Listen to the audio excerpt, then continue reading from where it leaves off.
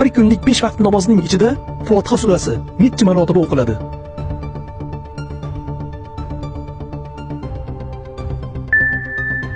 Jannatning birinchi eshigida qanday yozuvlar bor?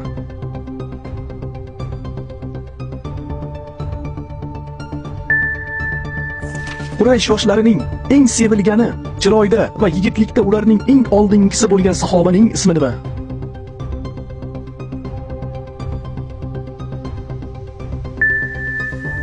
Alloh taoloni qaysi sifati gunohlarni mag'firat etadi?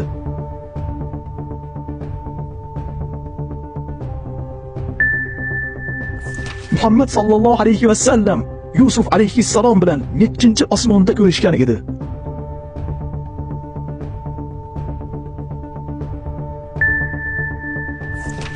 Chayon va ilon chaqqanida o'qiladigan suraning nomi nima?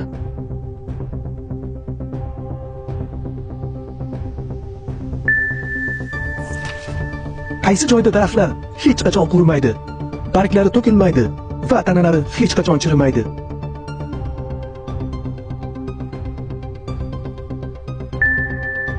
Ibrohim alayhissalom Sora onamizga necha yoshida uylangan edi?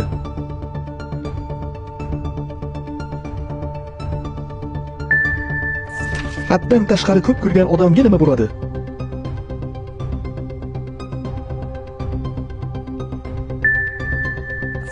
Rasul akram sallallohu alayhi va sallam bilan onamiz Maymuna radhiyallohu anha necha yil turmush qurgan edilar?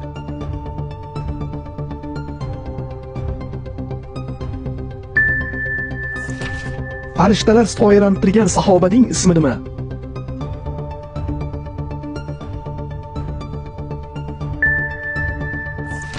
Sariq rangli marjondan bino qilingan jannatning nomi nima?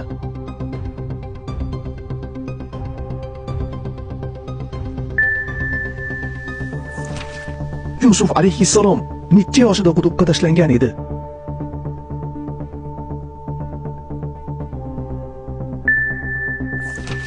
Insoniyatning ikkinchi otasi deb qaysi payg'ambarga aytilgan edi?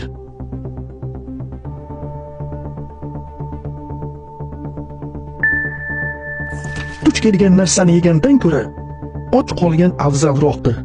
Va men hozir ovqat haqida gapirmayapman. Tabaraka mashalloh.